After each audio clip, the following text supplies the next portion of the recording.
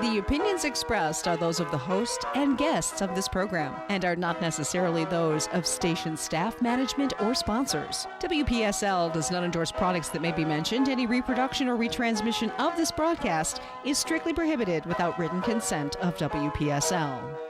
It's time to Ask a Rabbi. Call in with your questions and comments at 340-1590. And now, here's your host, Rabbi Shafir Loeb. And good morning, everyone. Thank you for listening this morning to our little bit shortened Ask a Rabbi, but please feel free to give me a call at 772-340-1590.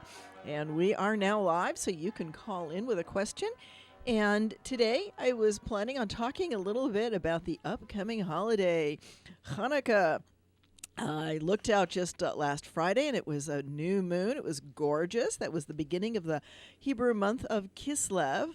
Actually, it was the day before Friday night. It was Thursday night was the new moon. And it was just gorgeous hanging there in the sky. It's been gorgeous every night. The seeing has been just spectacular here in southern Florida. We've got some beautiful clear nights, so I've really enjoyed that. And this is the winter solstice month. It's a little bit early on the Gregorian calendar. That doesn't start for another 2 weeks, but we'll be right on the edge of Hanukkah by then because Kislev is the Hebrew winter solstice month. It's a little bit ahead of the winter solstice, but not much. And it's going to jiggle a little bit, of course.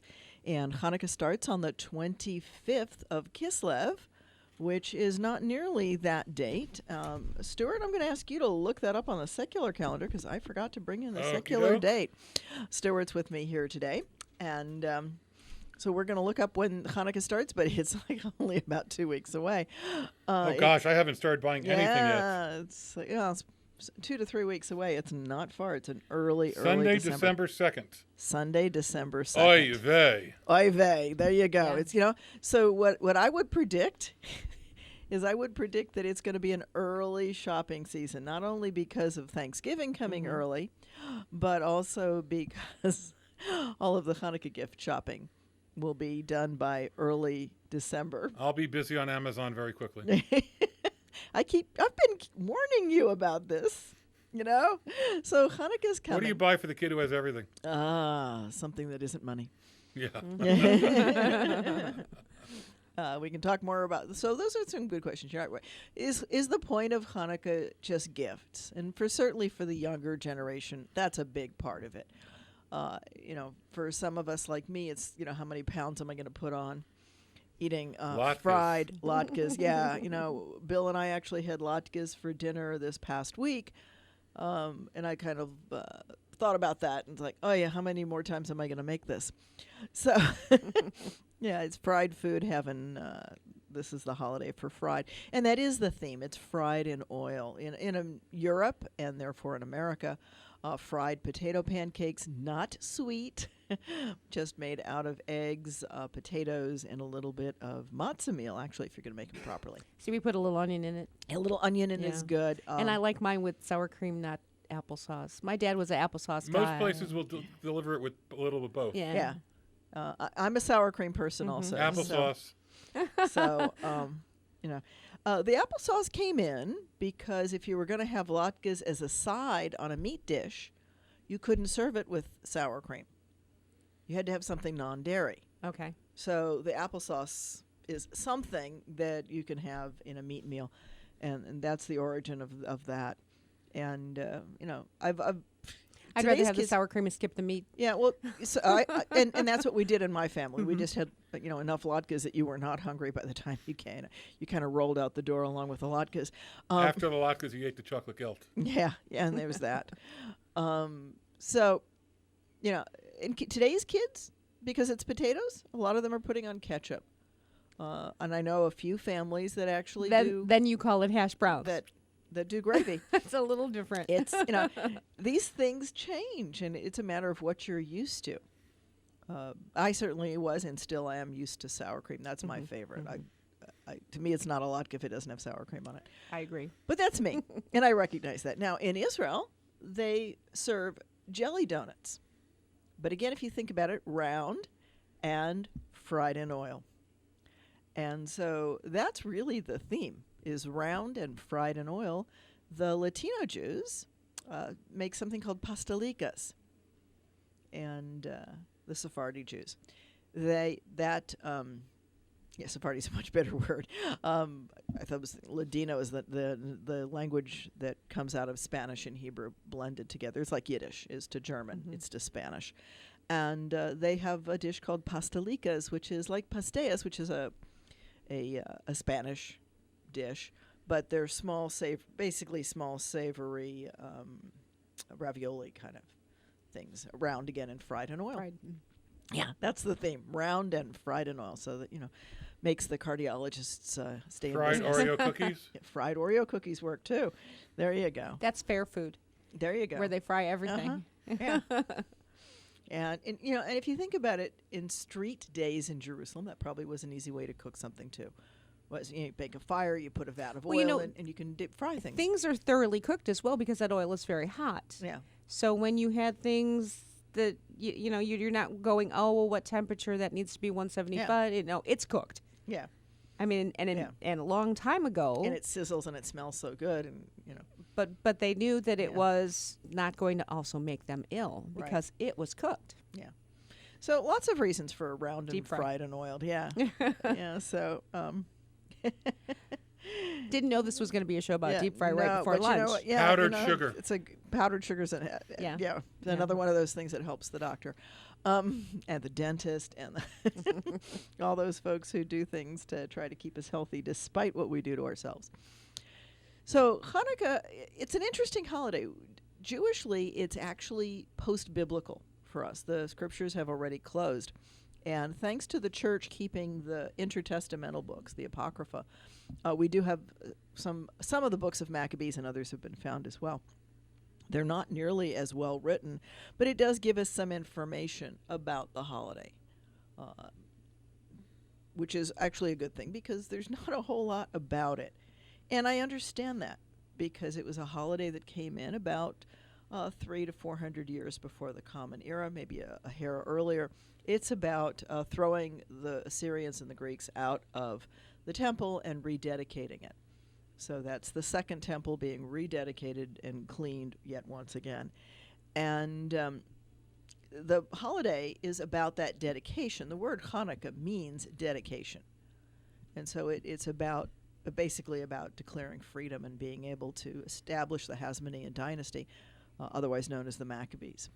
And that, of course, is a challenging and problematic piece of Jewish history because the people want to celebrate this holiday. It's, according to the book of Maccabees, what happened was that they were going to dedicate the holiday in Sukkot, which is when a temple would normally be dedicated, with all of the fanfare and celebration of Sukkot. But according to the book of Maccabees, it was not ready. The temple was not yet fully prepared to be rededicated.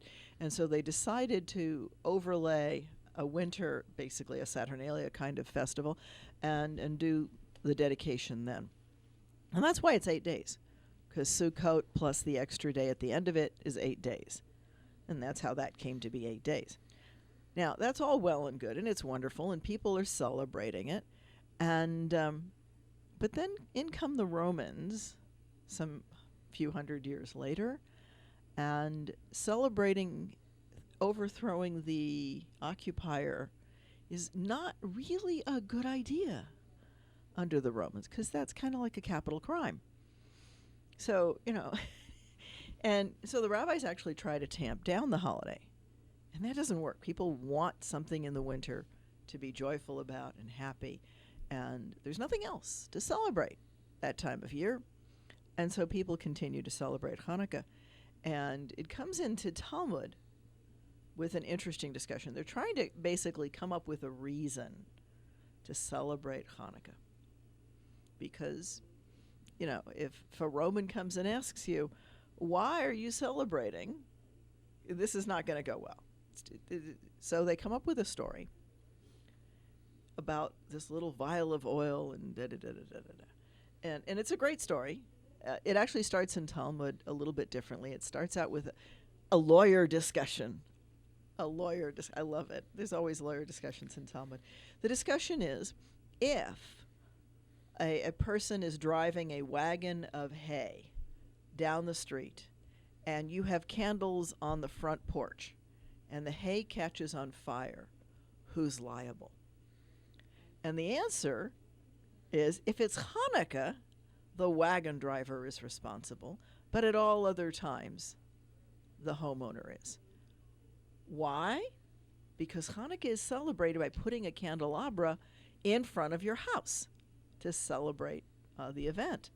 And so if you're going through town on Hanukkah and you're driving a highly flammable cargo, then you need to be careful because it's that time of year. You know, yeah. You should, The you candles should know, will be right. there. So know you or you should know.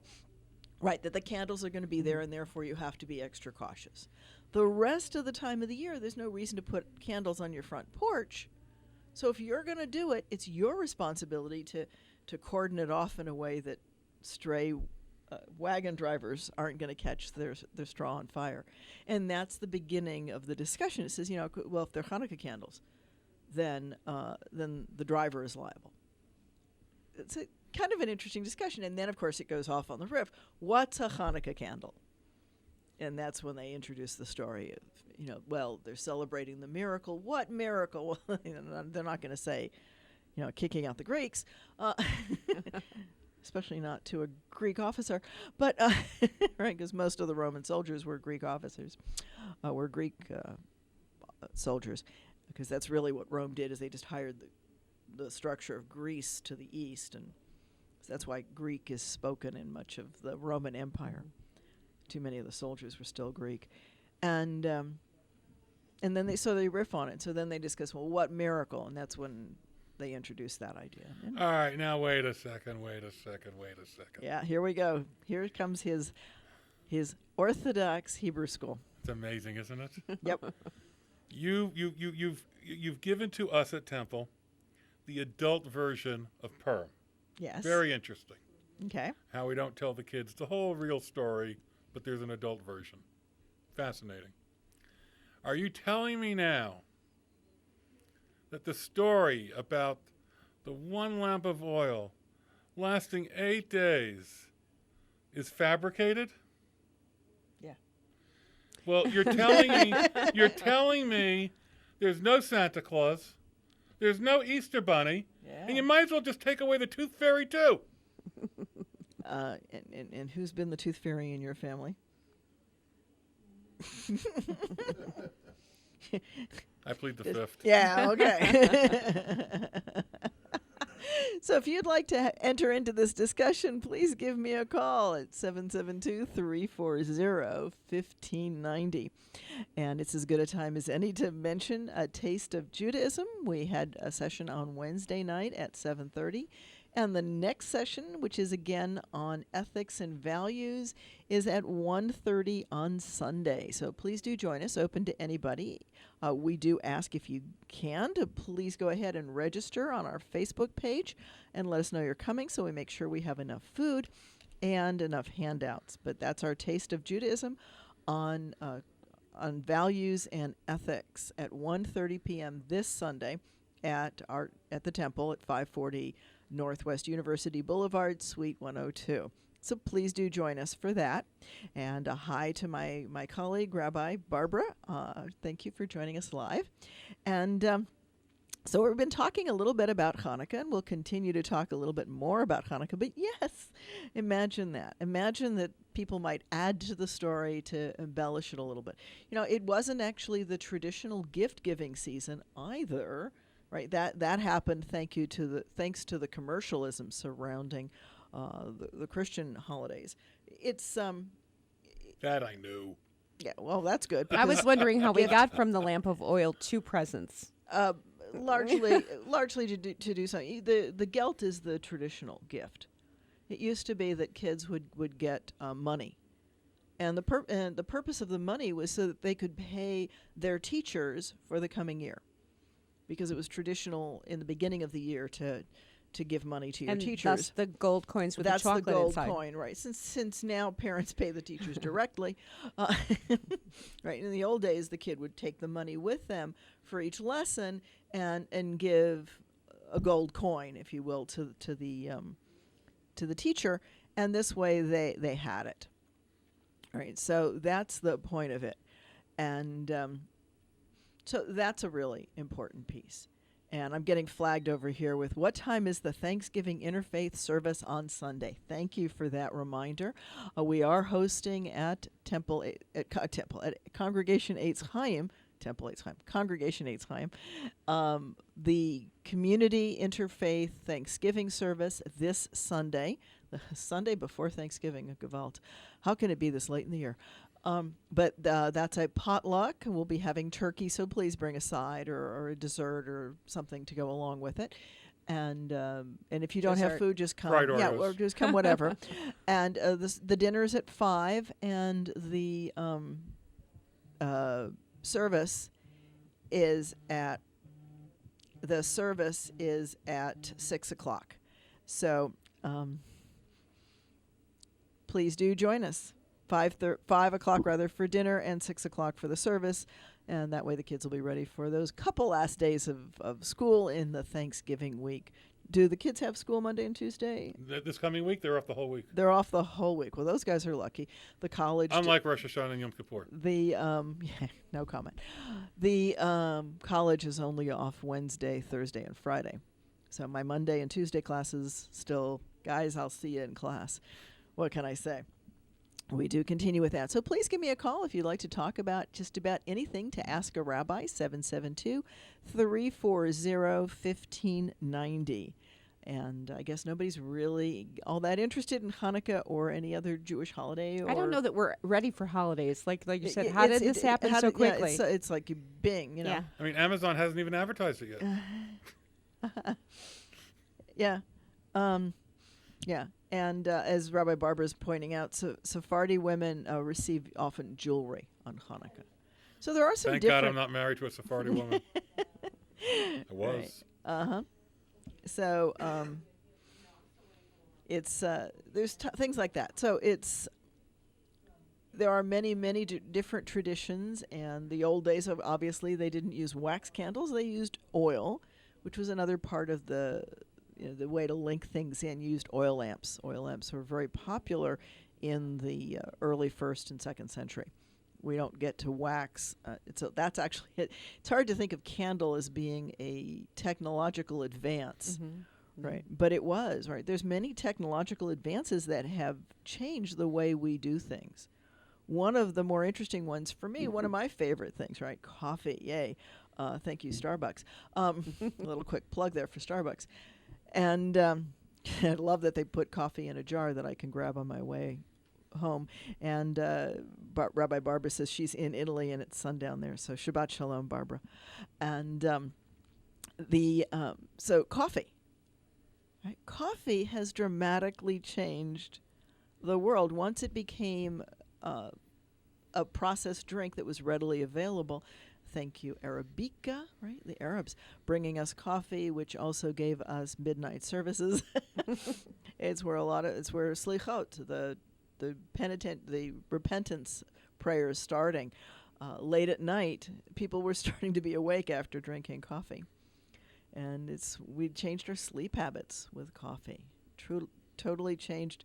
You don't see overnight holidays until the introduction of coffee.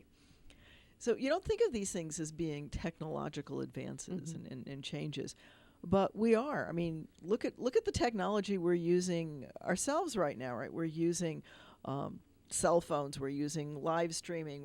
This is going to be available on YouTube, recorded, and I'm going to date myself. I remember being live on radio, and you were live, and you messed up, and Yep. and you didn't cue the record properly, the little needle in the right groove, and there was all kinds of fun to play. And those were What was interesting, though, was it needed an operator. Oh, yeah. Now there's no operators. Yeah, it's just... There's just electronics electronics pumping out music. Well, yes, that's true. Well, yay, Moog synthesizers, right? The beginning of the technology that creates music without instruments, with just recording electronic sound. Queuing the records. I was a DJ with the queuing the records, and I had, I think, 3 turntables, 2 on this side and 1 on that side, and a boom mic that came We over had from the back. turntables in this very room. Wow. Yeah, well, it's set up to, it looks It- like it would yeah. work here. And, those are my memories of queuing this up and, oh, yeah, which turnstile do I turn on? And And the interesting thing is when I worked here a long, long time ago with those, we had 45s and 33s. And it was, come on, you had to switch the speed Yeah. of those records. I mean, kids now would be like, what do you mean switch the speed? yeah. I mean, they can't even imagine the phone being hooked to the wall and you can't walk around with it. Yeah, yeah. No, you're right. We used to have a piece on one turntable if we were going to do 33s on it to put the little extra, because you couldn't trust those little Nope. plastic jobs to stay. Those were fun to play with, though. All right, The play all stack. kinds of- the stack of poker chip kind of. Yeah. Yeah, the discs that went into the 33s. All right, for all the folks that are, over 30 who remember those, the ancient history. All right, here's a menorah question. Here's a menorah question. Okay. It does follow in line what you were talking about before. Okay. We started with oil. It went to candles, technological advancement.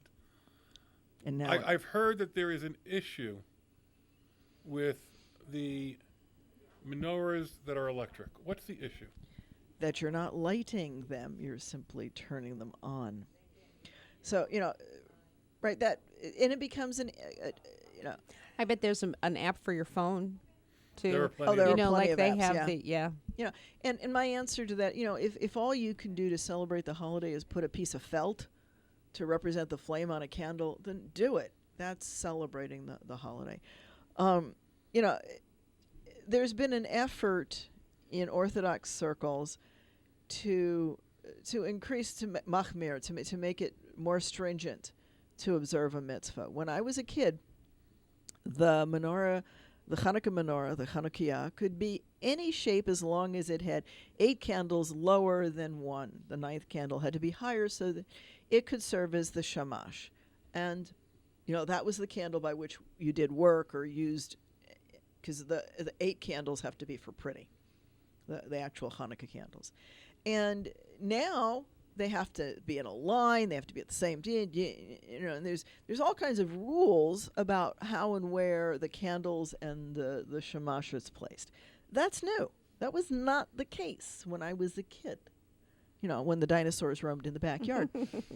And When a day was a day. when a day was a day. There you go. Yeah. Now they don't even allow rayon to be used for a talit, and I've got kosher rayon tzitzit in my drawer that I had for tying tzitzit, repairing tzitzit on rayon talit tote. And now they don't allow it because they don't say, you can't be a synthetic fabric. It has to be a natural fabric. So there's this effort to make things harder. And there's also a desire to keep the ritual somewhat the same. Right? So when electricity first came into the house, you didn't turn on and off a light because when you flicked the switch, there was a spark. And that was a fire. So you don't do a fire. You don't create a fire on Shabbat. And now with solid state, although light switches are solid state, there's no spark. So now they had to change the reason why you're not allowed to do it, and it's because you're completing a circuit, therefore you're completing something. Right? So they wanted to keep the behavior the same, and they had to change the reason. And I don't know that I could keep up with all the rules. well, you can if you're living in it. Yeah, Right? Everybody lives inside this set of rules, and once you're accustomed to them, then it's easy to maintain them. It's when you step out of them. It's like a recipe. You can remember all the little details of how you make this particular cake or pie. You don't do it for a year, and then it's, okay, what do I do here? Right? There's these moments. And so all of that plays into it. And, so things have changed and not changed. And part of that's just a resistance to not want to be able to hold and make it a little more challenging than quote-unquote everyday secular life. And there's a value in that, in making some kind of a distinction. And, there's a balance. There's a balance that you need to keep.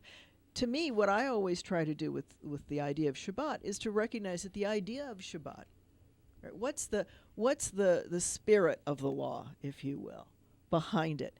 And for Shabbat, it's, can I set aside 24 to 25 hours of my life every week and chill? Right? Can I do the soul work? Can I do the reflection? Can I do the break in the routine? Can I do something different? Can I celebrate life? Can I celebrate the universe? Can I celebrate God? And then when I do that, I realize it's not about cutting, right? Because there's a rule that says you pre-tear the toilet paper, right? Because toilet paper comes in these rolls, and you've got to tear the pieces. And so the Orthodox will pre-tear the amount they expect to use over Shabbat. And it's not about the tearing. People get all bent out of shape about the rule of the tearing. It's about making sure on Thursday that you have enough that you're not running out on Saturday to go to the store.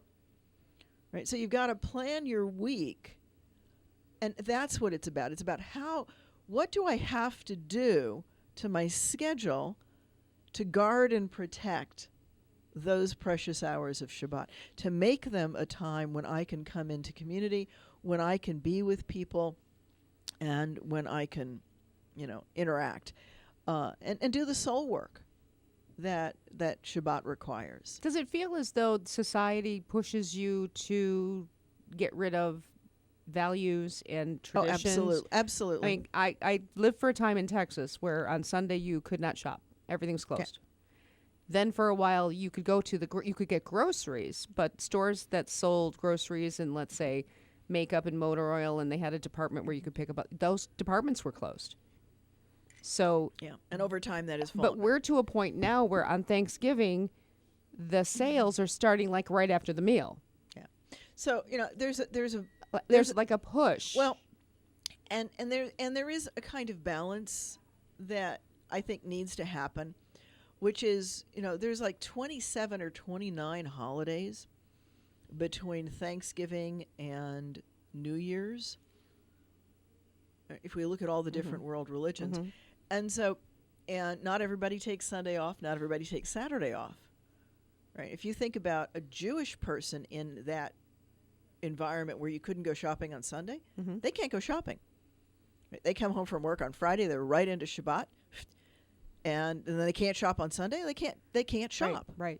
So you have to have the flexibility to allow people to shop whenever, and hope that their family picks the right times to build the family structure. Mm-hmm. It's very hard for Jewish families to live in an American culture. You know how many kids' activities are planned on Saturdays? This is supposed to be Shabbat. Yeah. Right? And Mm-hmm. so you've got, soccer and football and baseball and debate. And, right? Everything is trying to pull the kid away from their Jewishness. It's not necessarily an overt thing. Sometimes it's just a matter of insensitivity. And it becomes a challenge because, do you want to make a point of saying it shouldn't happen on a Saturday, that's Shabbat, and therefore this event discriminates against Jews? Or do you But it pull also your kid? puts too many things to do into everyone's life if we don't take that moment to not do those things. I agree. But again, there aren't as many activities on a Sunday because they're not as willing to interfere with the other schedule. And so it's always a balance. It's very hard for Jewish parents to understand all of these subtle pressures that are put on. So this is Rabbi Shafir Loeb, and I'll be here next week at 11:30. 11:30 for Ask a Rabbi.